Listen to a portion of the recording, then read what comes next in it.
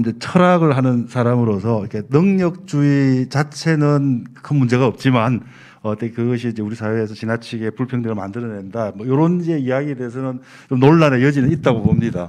특히 아마 우리 롤스나 이런 사람들은 그게 능력주의 개념 자체가 분배 정의의 원리로서 상당히 문제가 많다 이런 이야기를 하거든요. 그러니까 왜냐하면 우리가 능력이라고 하는 거에는 그죠, 그 부모의 유전이라든지 또 가정 환경 이런 것도 통해서 그러니까 능력이 있게 태어나는 것도 문제고 그것도 상당히 우연이고.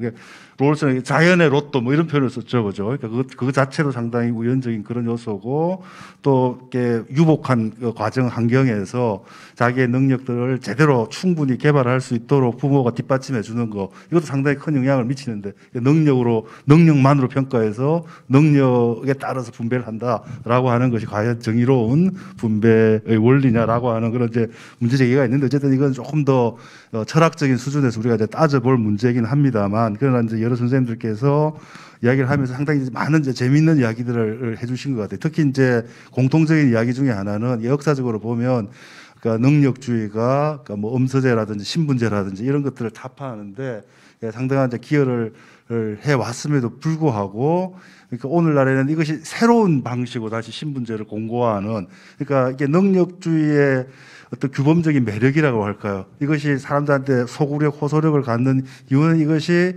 신분제라든지 음서제라든지 이런 그런 것들을 비판하는 데 있는데 사실은 그 능력주의 자체가 새로운 그런 어떤 신분제를 만들어내는 아까 이렇게 마코비치 책을 이야기를 하셨는데 제가 그 독서할 때 인상적으로 이렇게 읽었던 구절이 뭐냐면 능력주의 경쟁의 성자들은 자기들은 사실은 그 왕조 같은 것들 봉건 왕조 이런 걸 비판하면서 이겨놓고 스스로는 그보다도 훨씬 더 이렇게 쌈박한 논리로 훨씬 더 이렇게 아주 겸허한 논리로 새로운 왕조를 구축한다 이렇게 이제 이야기를 하던 그런 구절이 인상적이었던 걸로 기억이 나는데 지금 이제 그 부분을 이렇게 지적을 해주셨는데 그러니까 능력주의는 이게 사실은 이제 이렇게 능력주의가 가지고 있는 그러니까 기만인 거죠, 그죠?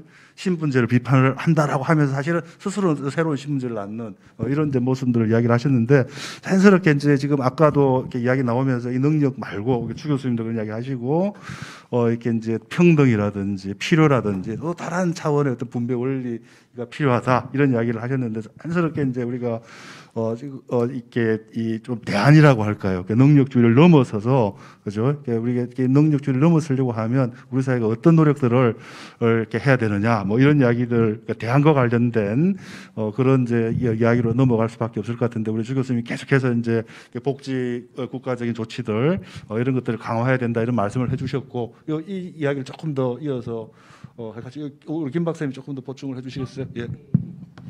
예, 뭐 우리가 이거 어떻게 넘어가야 될 거냐라고 이제 우리가 많은 이야기를 하게 되는데 이것도 이제 어떻게 보면 장은주 선생님께서 제기해 주신 사실 이게 능력주의 그 자체가 옳은 분배 원리냐에 대한 문제 제기도 가능하다고 말씀하셨는데 사실 저도 이제 그 부분에 대해서는 어느 정도 뭐 타당하다고 생각이 듭니다. 왜냐하면 마이클 용도 이게 능력주의 부상에서 명확하게 질문 하나를 던지는데요. 우리가 평등을 받아들인 민주주의 사회에 살고 있고 그리고 민주주의 사회는 명백하게 평범한 사람들이 능력이 뛰어난 사람보다 능력이 덜하다는 게 정말 증명이 된다고 할지라도 그렇다고 해서 권력과 자원을 덜 분배받을 자격이 있다라고 허용하는 사회는 아니다라고 그렇게 이야기를 하고 있거든요. 그게 이제 기본적으로 민주주의 사회가 가지고 있는 어떤 우리가 안 그러면 우리가 사실은 어떻게 보면 왜 뭐 우리가 기존의 엘리트를 넘어서 데모스를 통한 통치라는 것들을 이야기할 수가 없는 거겠죠. 그래서 그 부분도 저도 뭐 상당히 저도 뭐 받아들인다는 생각이 들고요. 그러면 우리가 지금 그렇지만 우리 민주주의는 현재 자본주의와 결합을 했고 그 자본주의가 가장 뭐 어떻게 보면 이것에 대한 논란은 있겠지만 자원의 효율적 분배 수단으로서 시장을 쓰고 있고 그리고 그 시장을 쓰고 있는 기저 속에서는 노동을 통한 보상이라고 하는 임금 구조를 쓰고 있고 만약에 우리가 그걸 지속하고 앞으로 계속 가져간다고 했을 때 가장 큰 문제는 무엇이냐라고 하면 지금 우리가 만들어 놓은 시장 구조가 자꾸 양극화 분배를 하고 있다는 거고 그리고 그 그 안에 시장에서 가장 중요한 기제 중에 하나의 기술의 발전이 디지털로 가면서 디지털 기술 속성 자체가 양극화 분배를 하고 있기 때문에 앞으로 이 기술과 가장 오래 살아갈 미래 세대들 같은 경우에는 이 양극화 분배에 지속적으로 시달려야 된다라는 어떤 그런 점이 있어서 우리가 이런 것들을 어떻게 우리가 메울 것인가라는 어떤 그런 대안들이 필요할 것 같고요. 만약에 우리가 이런 대안들이 필요하다고 했을 때 기존의 노동을 중심으로 하는 분배를 가지고 계속 들고 간다면 과연 이 양극화 분배를 넘어서 새로운 분배를 할 수 있을까 우리가 질문을 해봐야 될 것 같고요. 그래서 이제 무언가 새로운 분배 구조가 만들어진다면 시장 구조가 이미 노동 중심적인 분배를 갖고 있기 때문에 대안적 분배라는 것들이 보태진다. 만약에 거기에 하나의 보태진다라고 한다면 그런 분배들은 좀 더 노동시장 중심적이지 않았으면 좋겠다라는 것들. 그리고 그것들이 노동하는 사람에게 기본적으로 우리는 사실은 모든 복지 국가가 노동 다 연계형 복지로 만들어져 있잖아요. 지금 현재 우리나라 같은 경우도 노동 연계형 복지로 만들어져 있고 노동하는 자만이 자격이 있다라는 그런 관점에 있어서의 어떤 보호망이 다 지어져 있는데 그런 것들을 좀 넘어서 보호망 바깥으로 나가서 인간으로서의 어떤 존중받고 싶어함 그런 것들을 새로운 분배 기준으로 삼아야 되지 않나라는 생각이 들고요. 그리고 그런 것들을 중심으로 해서 다양한 분배 제도들이 제기되고 있습니다. 기본소득이라든지 우리가 자산을 만들어주는 기초 자산이라든지 아니면 어떤 모든 일의 활동의 가치를 인정해주는 참여소득이라든지 우리가 다양한 분배 대안들이 나오고 있는데 모든 분배 대안들은 그것의 장점을 가지고 있는 반면에 또 단점도 명확하거든요. 그런데 우리가 그래서 어떤 분배 대안 하나를 지금 제시되고 있는 기본소득이니 기초자산이니 참여소득이라는 어떤 분배 하나를 대안으로 선택해야 된다는 그런 것들이 아니라 지금 시점부터 대한민국 사회에 가장 잘 맞는 분배 대안이 뭔지에 대한 논의를 좀 적극적으로 벌려야 될 것 같은데 그 논의를 할 때 저 같은 경우에는 노동 중심적이지 않은 기준이 좀 들어왔으면 좋겠다. 노동 말고 다른 기준으로 분배 대안이 좀 하나 설립되었으면 좋겠다라는 게 제 개인적인 그냥 바람 정도입니다. 예. 예, 그러니까 이 노동을 넘어서는 노동을 중심으로 하지 않는 새로운 이제 분배 원리 이런 것들을 도입하는 것이 필요하다. 사실 이게 우리 학문적으로 상당히 이렇게 의미 있기도 하고 또 논쟁적인 그런 지점이 있을 것 같습니다. 예를 들면 우리 마이클 샌델 공정하다는 착각 우리나라에서 그렇게 번역이 됐죠. 이 책에서 샌델이 제시한 이런 것은 오히려 노동의 존엄성을 회복하자 이런 식의 이제 대안을 이야기를 하고 있는 건데 학자들도 사실은 이런 문제에 대해서 한 가지 통일된 의견을 갖지 않고 있다라고 하는 것을 이렇게 증명해주고 있는데 하여튼 이런 이제 쟁점이 될 수도 있고 또 연장선상에서 이야기할 수도 있을 것 같은데 이런 문제와 관련해서 이야기를 이어갈까요? 예, 지금 이제 김 박사님이 생각하시는 게 아마 조금 다를 수 있다고 생각하는데 제가 이제 오히려 지금의 문제는 뭐냐면 점차 이제 자동화되고 디지털화되고 이러면서 자본 중심적인 분배가 강화되고 있어요. 그런데 그래서 아마 존 롤즈나 정치 철학자들은 오히려 노동 중심적인 분배를 강조할 수 있는데 지금 현재 이제 기술 변화는 오히려 자본소득, 자산소득 이런 것 중심으로 이제 분배가 이루어지기 때문에 오히려 노동에 대한 보상이 지나치게 줄어드는 그래서 더 불평등과 양극화가 심화되는 이런 문제가 이제 경제학적인 언어로는 그렇게 이제 보통 설명을 해요. 아마 생각이 같은데 좀 표현이 달랐을 수는 있는데요. 그래서 이제 저는 이제 이 자본 중심의 분배의 문제가 뭐냐면 자본이라는 건 정말 기술 개발과 특허 그리고 어떤 혁신 이런 걸 통해서 이제 보상을 받는 거예요. 어떤 혁신을 했을 때 그 혁신에 대한 어떤 독점권을 어느 정도 인정받기 때문에 이런 자본에 대한 보상이 강화될 수 있는데요.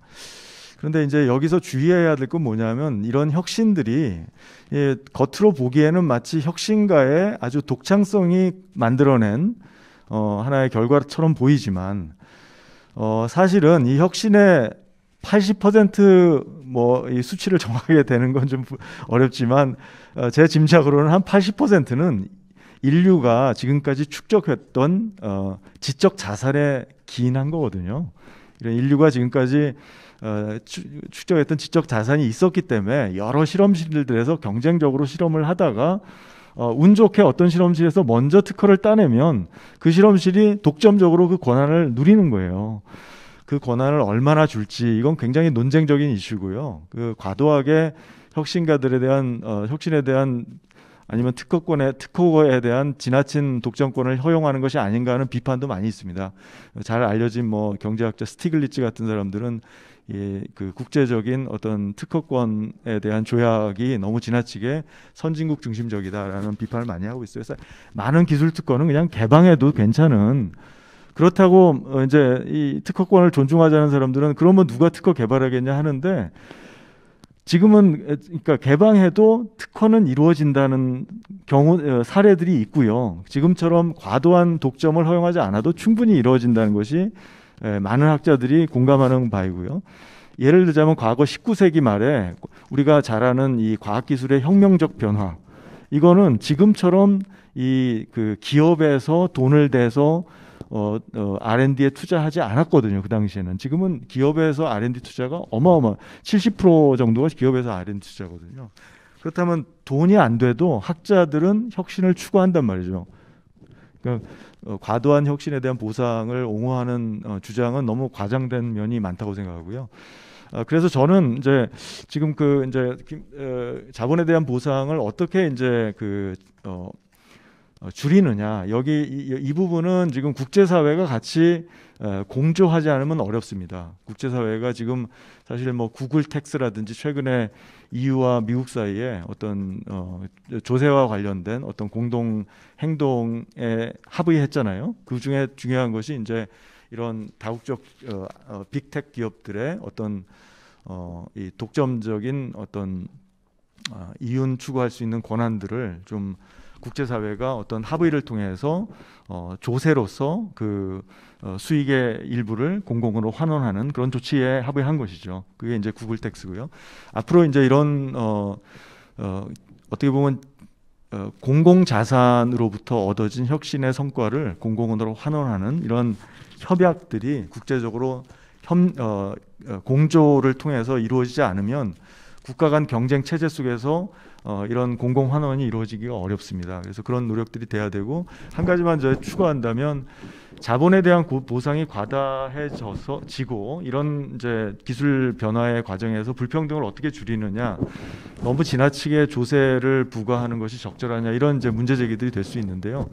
저는 지금 여러 선진국들을 보면은 다양한 사례들이 있는 것 같아요. 미국처럼 세율이 낮은 국가, 반면에 이제 복지가 충분하지 않은 국가도 있고요. 그렇지만 북유럽처럼 뭐 소득의 절반을 세금으로 내면서 상당히 충분한 복지를 누리고 있는 그런 나라들이 있습니다. 그래서 저는 뭐 세금을 많이 걷으면 경제가 발전하기 어렵고 혁신이 이루어지지 못한다라는 논리는 지금 방금 말씀드린 사례로 저는 맞지 않다고 보고요. 저희가 어떤 국가를 추구해야 되느냐는 이제 이런 여러 사례들 속에서 찾아야 될 것 같은데, 저는 우리 사회 같은 이런 어떤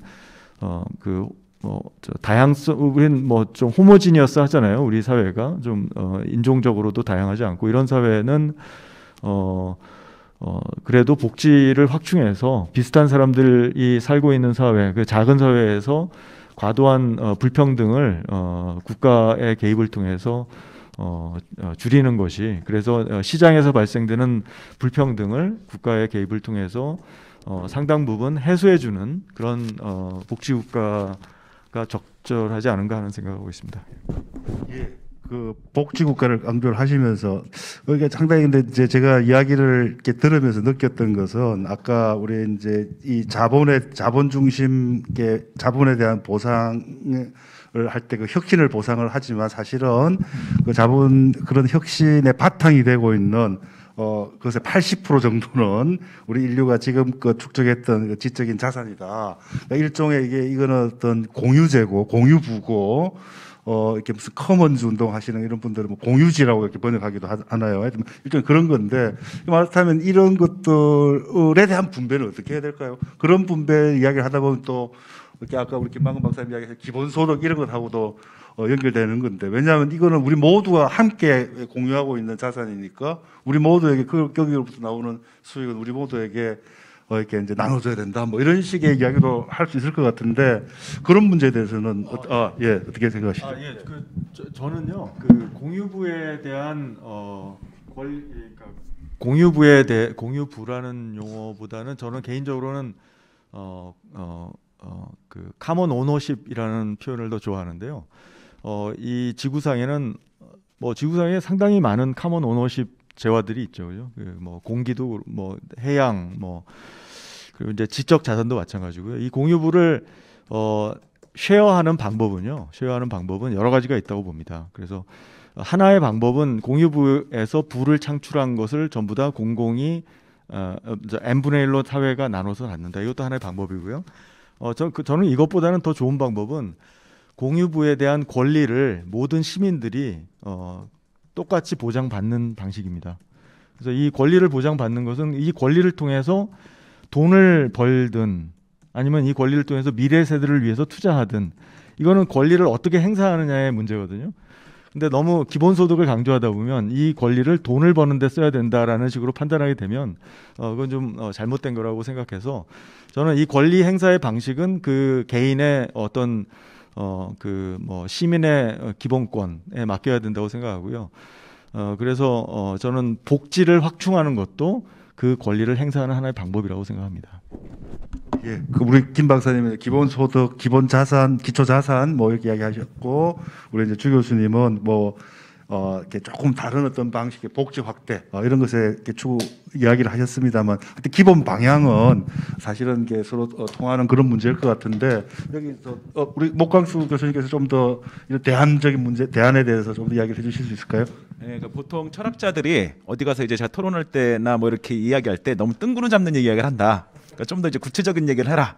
이런 얘기를 해서 이제 구체적인 얘기로도 하고, 지금 이제 그 사회자이신 장은주 선생님께서 능력주의 대안으로 우리가 어떤 분배를 이야기하는가 이런 얘기를 해보니까 여러 가지 분배들이 나올 수 있는 것 같아서 이제 뜬구름 잡는 얘기를 내가 할 때가 된 것 같다 이런 생각이 들었습니다. 왜냐하면 사실 어떤 분배 체계를 갖출 것이냐, 그러니까 사실 제가 롤즈 정의론을 읽을 때 처음에는 어떤 분배 체계인가, 어떤 특징이 있는가 이런 쪽에 주목을 했는데, 공부를 하면 할수록 이 사람이 꿈꾸고 있는 정의로운 사회는 무엇인가 이런 생각이 더 들더라고요. 그러면서 왜 차등 원칙이라든지 이런 복지국가 자본주의라든지 이런 것들을 재산 소유 민주주의라든지 이런 것들에 대한 논의들을 왜 진영을 시켰을까라고 했을 때, 나름대로는 이런 생각을 했습니다. 사회 구성원들이 자존감을 유지하면서 인간다운 삶을 영위할 수 있는 사회를 만들겠다. 그러니까 저는 지금 우리가 아까 이제 강원준 선생님이 지금 젊은 세대들은 다양한 가치들을 추구하고 있고 다양성을 추구하고 있는데, 지금 기성세대들은 하나의 잣대로 자꾸만 이거 하려다 보니까 충돌이 일어나는 것 같다 이런 말씀하셨는데, 지금 이제 다양성의 시대라면은 아마 분배 정책이라든지 어떤 사회의 원리라든지 이런 것들도 다양하게 갈 수 있을 것 같아요. 근데 이제 포인트를 우리가 꿈꾸는 사회가 어떤 사회인가 라는 부분에 초점 맞췄으면 좋겠어요. 그러니까 지금 기본소득으로 가든지 기본 자산으로 가든지 평등의 최소치를 충족하는 서피션시 개념으로 가든지 여러 가지가 있을 텐데, 그리고 이제 아까 얘기했던 것처럼 비정규직의 임금을 높여줘서 그 노동 격차를 줄인다든지 보상에 대한 격차를 줄인다든지 이런 모든 방향성의 목표가 무엇인가 라고 했을 때, 우리가 자신의 자존감을 보장받으면서 인간다운 삶을 살겠다. 이게 이제 롤즈가 꿈꿨던 세상인데, 아마 이게 지금 우리한테도 필요한 거 아닌가. 지금 자기가 갖고 있는 어떤 일자리에 대해서 자긍심을 가지고 일하면서 나가고, 지금 다른 사람이랑 경쟁하기보다는 각자의 공존을 모색하게 되고, 이런 얘기들을 지금 우리가 전부 해가고 있고, 그것이 이제 능력주의를 극복하는 거죠. 장원 선생님 잘 정리해 주신 것처럼 선생님들이 이제 능력주의가 어쩔 수 없는 받아들이는 가치이지만 다른 가치들이 중요하다라고 말하면 사실은 엄밀하게 능력주의는 아니거든요, 이미. 그러니까 능력주의라고 할 때는 그거 하나만 있다고 말하는 건데, 우리 사회는 이제 더 이상 분배 체제를 하나로 가는 거는 불가능하지 않는가라는 생각이 들어요. 그래서 다양한 분배 체제는 아마 머리를 맞대고 대화를 하다 보면은 지금 말했던 많은 것들이 있을 것 같고요. 영역별로 달라질 수 있을 것 같고요. 지금 먼저 시작할 건 이제 철학의 자리인데, 철학의 시간인 것 같은데, 추구하는 우리 사회의 모습이 뭔가 요쯤에 초점을 맞추면 좋지 않을까 뭐 이런 생각을 말씀드리고 싶습니다. 예, 목 교수님 말씀에 좀 상당히 좀 저는 공감하고요. 그래서 전 예전에는 직업에 귀천이 없다라는 말이 상당히 자주 쓰였어요. 그래서 어떤 일을 하든지 거기에 대해서 부끄러워할 필요가 없다. 가난한 것도 부끄러워할 필요 없다. 이런 얘기들이 많았고요. 지금은 전혀 안 그런 것 같습니다. 그래서 목 교수님 말씀하신 내용을 조금 달리 표현하면 저는 우리 사회가 어떤 일을 하든지 어떤 그 자긍심을 가질 수 있게 만들어주면 그런 사회는 정말 바람직한 사회라고 생각합니다.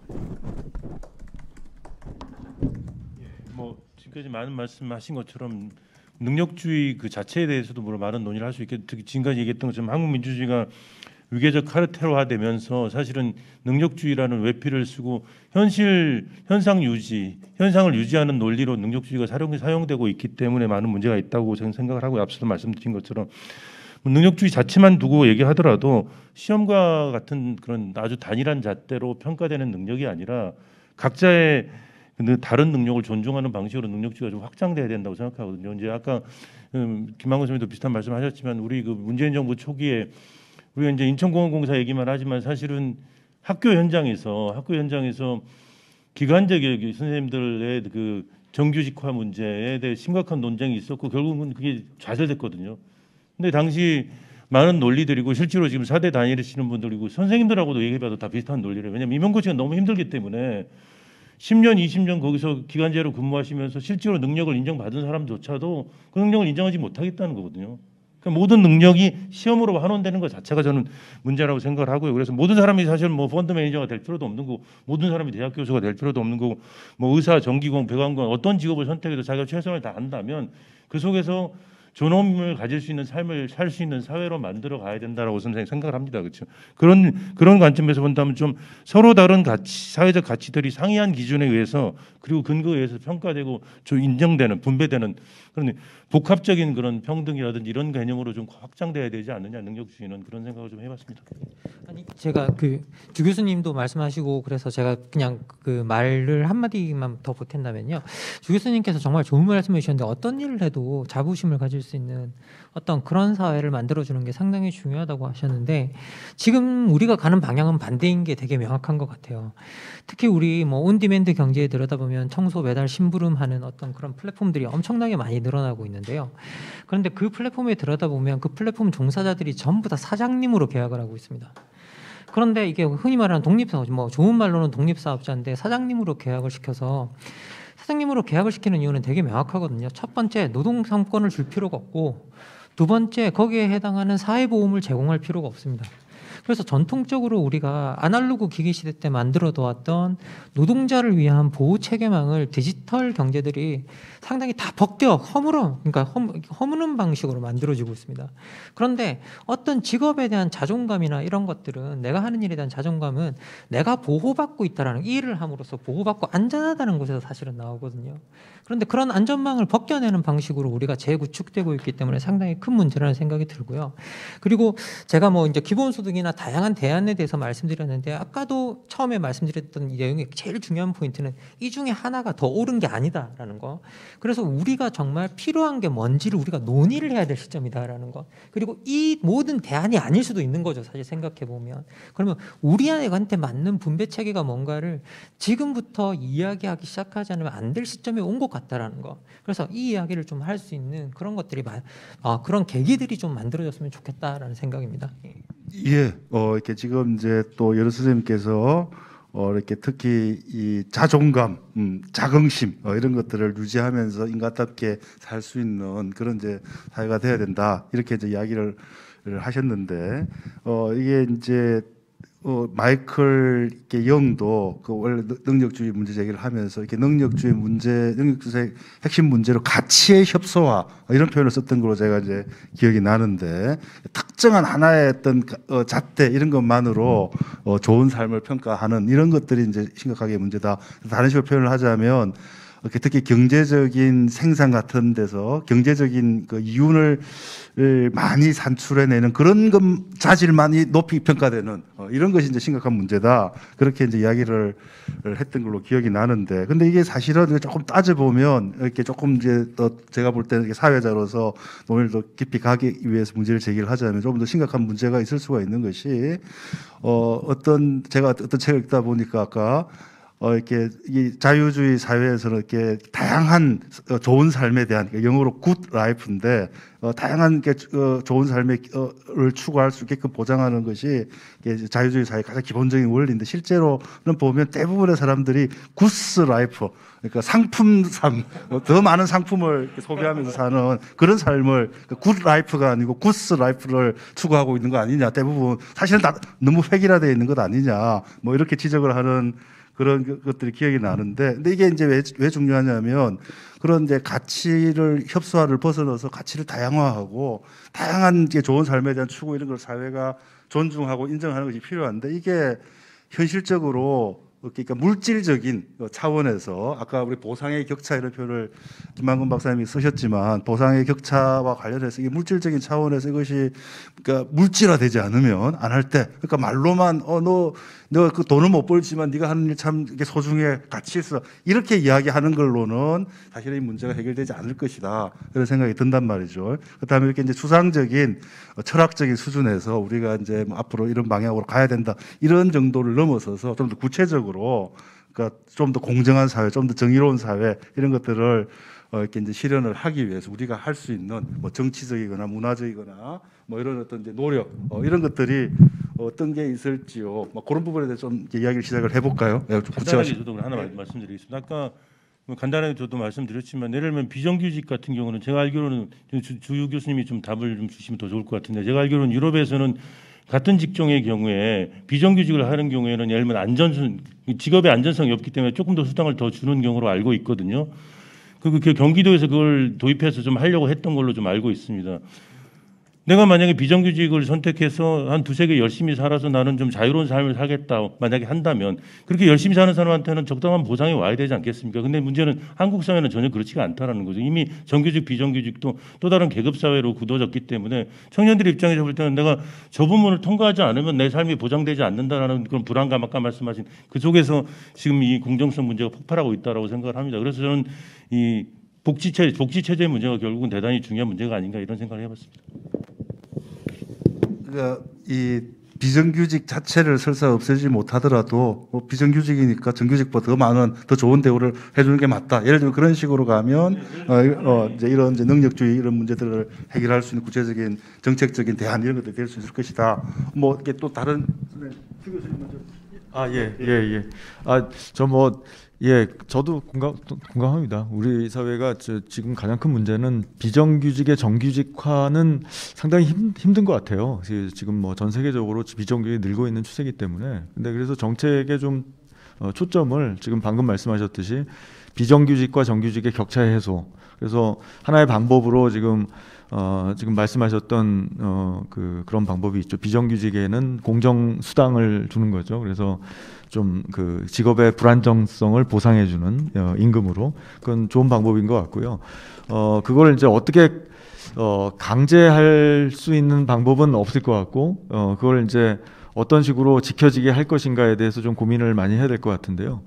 그래서 저는 뭐 지금 동일 노동에 대해서 동일한 임금을 줘야 된다라는 원칙이 지켜지도록 하는 어느 정도 행정적인 힘은 권한이 있다고 봐요. 그래서 행정적으로 우리가 같은 노동인데 다르게 지급하는 거에 대해서는 뭔가 시정을 하게 하는 그런 조치가 들어갈 수 있다고 보고, 근데 그것으로도 어려운 경우들이 있는데, 그럴 때는 저 최저임금위원회를 좀 더 확대해서 뭔가 최저임금만이 아니고 뭔가 어떤 산업이라든지, 그렇죠, 뭐 공정한 수당이 어떤 것이냐에 대해서 좀 가이드라인을 제시해주는 그런 사회적 기구가 있는 것이 좋다고 생각합니다.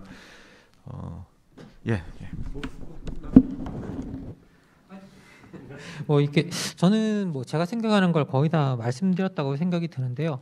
어떤 구체적 대안이 뭐냐라고 한다면 사실은 아직까지는 우리가 그런 걸 아직 가지고 있을까라는 생각이 듭니다. 그리고 정말 거기에 대해서 우리가 논의가 본격적으로 이루어지지 않았다라는 점 생각이 있고요. 그리고 이제 그 논의를 아까도 이제 우리가 해봐야 될 시점에 이르는 것 같다. 그래서 그 논의를 좀 본격화시키는 어떤 그런 계기들이 있었으면 좋겠다라고 이제 말씀을 드렸는데, 본격적인 사회적인 논의가 필요하다. 그래 저는 이 과정이 왜 중요하다고 생각하냐면 이 과정이 있어야 우리 사회에 어느 정도 무엇을 중심으로 우리가 분배하고 하겠다라는 어느 정도 사회적 합의가 있어야 이런 체계가 섰을 때 국민들이 공감할 수 있고, 그리고 기본적으로 그 원리에 따라서 정말 어떤 분배가 작동하는지를 확인할 수 있고, 그리고 그 분배에 따라서 어떤 제도가 서 있는지를 우리가 확인할 수 있기 때문에 그런 것들을 우리가 합의해 나가는 과정 자체가 상당히 중요하다고 생각합니다. 어떻게 보면 목광수 선생님이 전공하신 존 롤스의 이야기를 제가 다른 방식으로 하고 있는 걸지도 모르겠는데요.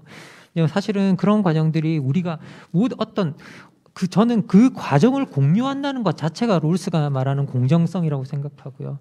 롤스는 거기서 공정성이 비롯된다라고 이야기를 하고 있다고 저 개인적으로는 이해를 하고 있습니다. 그래서 기본적으로 그 과정 자체에 우리가 많이 참여하는 것들이 중요하고, 뭔가 누군가가 만들어서 주는 것이라 내가 이해도 못하지만 받아들이는 게 아니라 우리가 그 과정 속에서 그걸 만드는 하나의 일부가 되고, 그리고 그것을 승인하는 사람들이 자꾸 되었으면 좋겠고요. 그리고 저는 이런 과정들이 그래서 개헌 과정과 좀 많이 맞물렸으면 좋겠다라는 생각이 듭니다.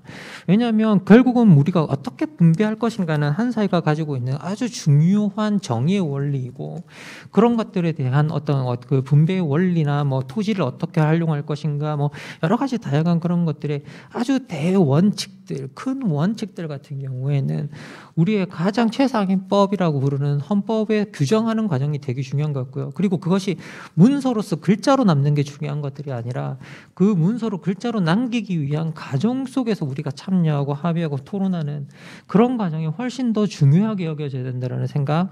이제 그래서 그런 방식으로 우리가 좀 가봤으면 좋겠어.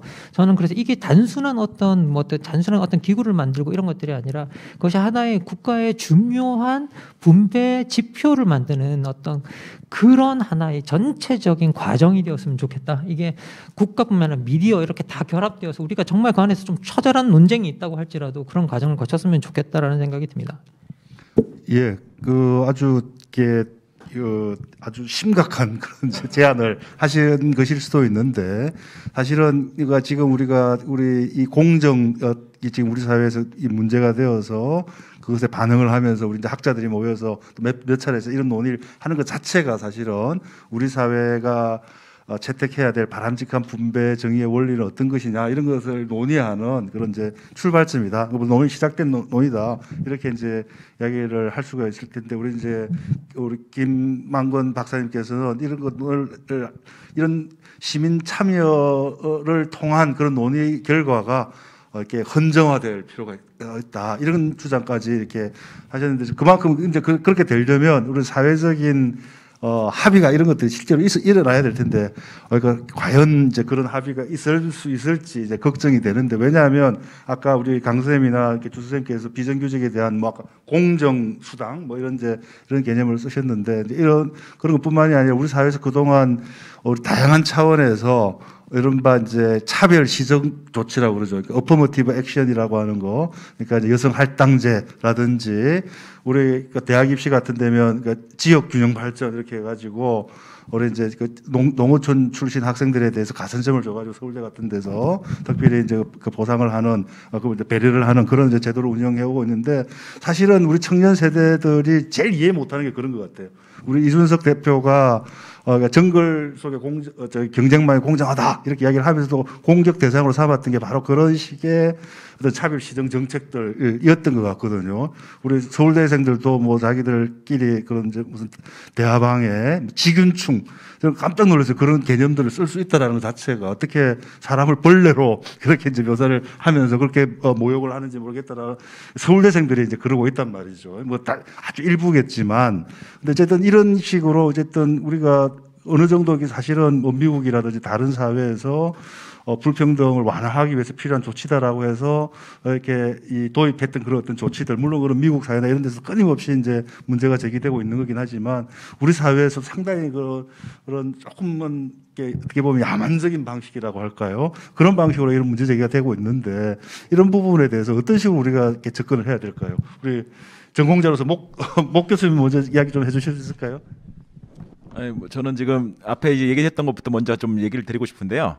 저는 그 투트랙으로 가는 게 맞는 것 같다는 생각이 개인적으로 합니다. 그러니까 하나는 김만곤 선생님 말씀하신 것처럼 우리 사회의 분배 체계를 이제 어떻게 갈 것인가, 우리 능력주의를 넘어서서 다원화된 분배 체계를 가야 될 것 같긴 한데, 근데 우리가 이게 대화하고 토론하고 이런 것들이 굉장히 중요하다. 이런 이제 좀 길게 걸리더라도. 그래서 저는 그건 근본적으로 필요한 것 같고, 저도 뭐 또 비슷하게 해석을 하는데요. 그 과정이 사회협력의 경험이고 그것이 정의감을 고양할 수 있는 길이고 지금 각자 도생이 아니라 같이 살 수 있다라고 하는 생각들을 공유하는 길이기 때문에 저는 이제 그 부분에 있어서 굉장히 중요하다. 이거 하나를 말씀을 드리고 싶고요. 또 하나는 근데 이제 동시에 이 피부에 와닿는 경험도 필요한 것 같아요.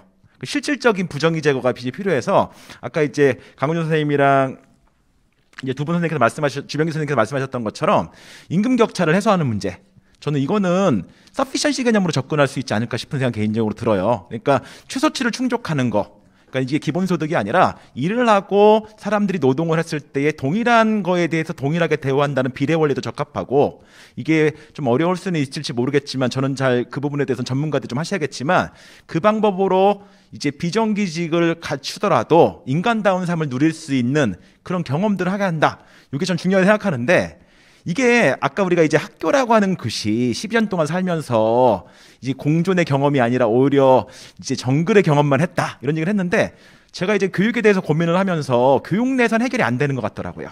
제 결론은 이거로 최근에 개인적으로는 잠정적 결론을 내렸는데, 교육이 정말 공생을 하고 사회협력의 경험을 쌓아가는 방식이 되려면, 그러면 그 취업의 문제에 있어서 자유로워야 된다. 그렇다면 이제 아까 얘기했던 그 방법이죠. 어떤 직업을 가든지 간에 내가 설령 비정규직을 가고 잠시 머무르려고 하더라도 어느 정도의 임금이 보장되기 때문에 내 자존감을 고양하고 인간다운 삶을 살 수 있다 한다면, 사실은 그 학창시절에 특정 대학에 가려고 목매고 막 이런 것보다는 오히려 훨씬 더 좀 여유로워지지 않을까. 그러니까 지금 교육의 문제를, 그 교육을 잘 받은 사람이 경제적 혜택으로 이어지지 않게 하는 그 고리를 꺾어주는 부분이 필요한 것 같아요. 그러니까 자꾸만 우리는 지금 우리나라 정책에서는 교육의 혜택을 평준화시키는 데만 목을 맸던 것 같은데, 교육의 혜택의 차등도 필요한 것 같아요. 여기에는 수월성 교육도 필요하고 평준화 교육도 필요하고 여기도 다양한 체제가 필요한데, 그것들을 모두 포용하더라도 이것이 갖고 있는 능력주의의 문제로 안 가려면 그거에 대한 보상 체계에서 큰 차이가 없이 벌어진다면 어떨까, 이런 생각을 했을 때 이제 이 두 가지 트랙을 가게 되면 서로에 대한 이해도 높아지고 또 다른 사회 구성원들에 대한 존중감도 생길 수 있을 것 같고, 또 자기가 하는 일에 대해서 자긍심도 생기기 때문에 사실은 타자를 경멸하거나 모욕하는 행위들은 자기가 불안한 거거든요. 사실은 자기 걸 지키고 싶은 욕망 때문인데 여유가 생기지 않을까. 그래서 제 생각에는 거시적으로 장기적으로는 정말 우리 사회가 추구할 것들에 대한 이제 다양한 방식의 토론이 필요하고 대화가 필요하다. 이거 하나라고요. 그래도 경제적인 문제에서 실질적인 문제의 경제적 불평등을 해소할 수 있는 작은 정책적 대안이라도 그건 좀 시급하게 좀 나가야 되지 않을까. 이렇게 이제 말씀을 드리고 싶습니다. 예.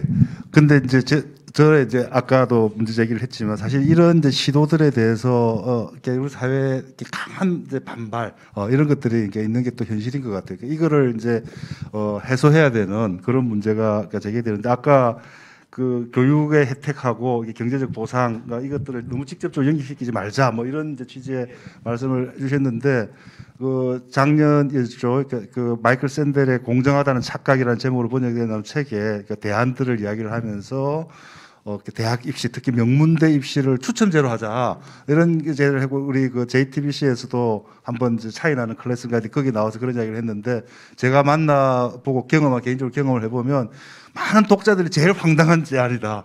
왜 대학 입시를 추천제로 한다고?